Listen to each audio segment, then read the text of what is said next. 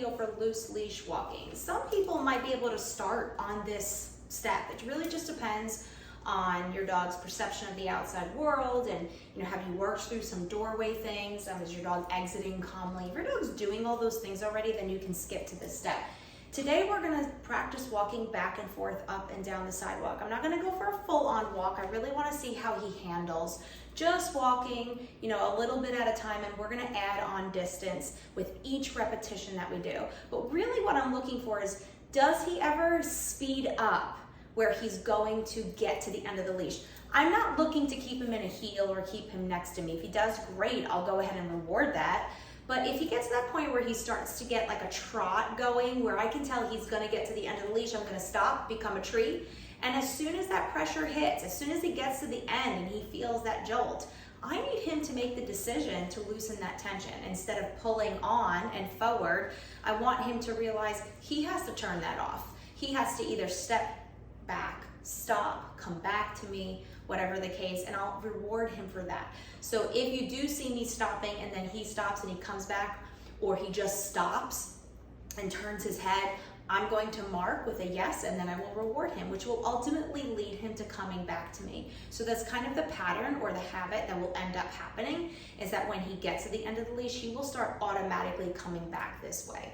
So it's not to teach the dog to never get to the end of the leash, it's to teach them, what do you do when you get there? Do you keep pulling or do you slow down? We want the dog to learn to loosen that pressure themselves. So we're gonna head on out. First, I'm always gonna make sure that he's feeling calm. Right now, I would say that he's feeling pretty calm. So we're gonna go ahead and get out that door. Cooper, let's go. Step away.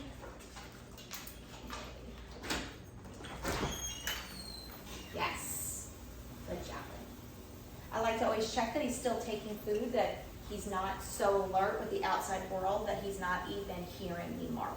Yes, go away. There, I had to give him a little bit of help. We'll check one more time as he's looking out. Yes, very good. That's what I'm looking for. Good job, buddy. All right, let's go. Wait.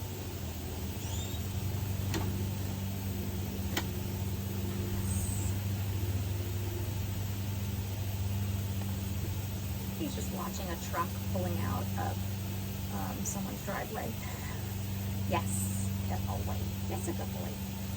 So again, we're still taking our time before we go for that walk. Yes, nice job, buddy.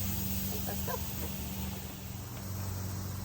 So all we're gonna do is we're gonna practice walking up and down that sidewalk right there. Go, Brian, let's go.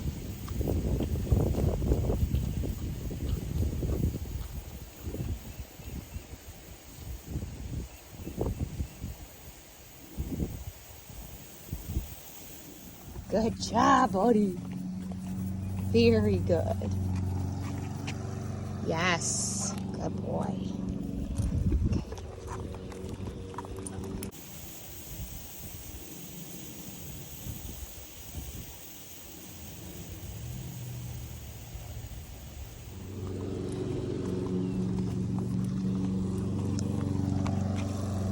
Yes, nice job.